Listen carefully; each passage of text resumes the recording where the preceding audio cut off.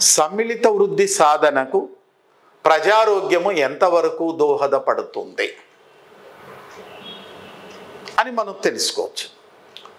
11వ పంచవర్ష ప్రణాళిక సమ్మిళిత వృద్ధిని సాధించడానికి, సత్వర ఆర్థికాభివృద్ధి సాధనకు, మానవ వికాసాన్ని పెంపొందించాలా, దీనికోసం ప్రజారోగ్యాన్ని గుర్తించింది.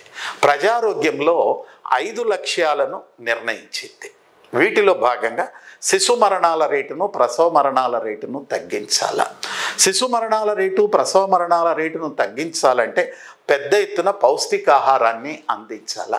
అందువల్ల శిశు మరణాల రేటును, ప్రసవ మరణాల రేటును తగ్గించడానికి, పెద్ద ఎత్తున పౌష్టికాహారాన్ని అందించడానికి ఈ ప్రణాళిక ఒక లక్ష్యంగా పెట్టుకున్నది అని చెప్పవచ్చు. వీటితో పాటు ఇంకొక విషయాన్ని కూడా మనము ఇక్కడ చూడవచ్చునండి.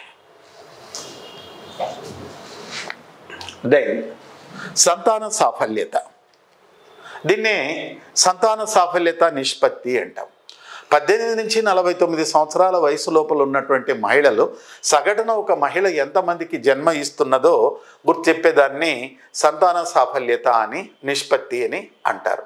దేశంలో సంతాన సాఫల్యత నిష్పత్తి అధికంగా ఉంది. అందువల్ల జనాభా వృద్ధి రేటు అభిలషణీయ స్థాయి కంటే అధికంగా ఉంది.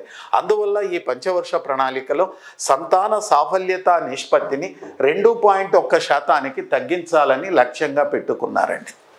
ఈ ప్రణాళిక ముగిసే నాటికి గ్రామీణ ప్రాంతాల్లో, పట్టణ ప్రాంతాల్లో ప్రతి కుటుంబానికి రక్షిత మంచినీటి సదుపాయాలను అందుబాటులోకి తీసుకొని రావాలని గుర్తించింది.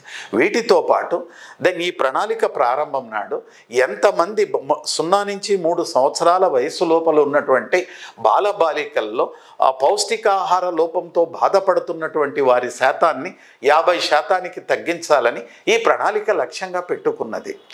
మహిళలు, బాలబాలికలలో రక్తహీనత, అనేమియా అత్యధికంగా ఉంది. అందువల్ల ఆ రక్తహీనత తగ్గించడానికి ఒకవైపు పెద్ద ఎత్తున వైద్య సేవలు, ఆరోగ్య సేవలను అందిస్తూ మరి ఒక వైపు పౌష్టికాహారాన్ని కూడా అందించాలని పెట్టుకున్నది. ఎప్పుడైతే ప్రజారోగ్యంపై అధిక ప్రాధాన్యత ఇస్తుందో జీవ నాణ్యత కలిగినటువంటి జనాభాని వృద్ధి చేయడానికి, జనాభా డివిడెండ్ని పెంచడానికి దోహదపడుతుంది.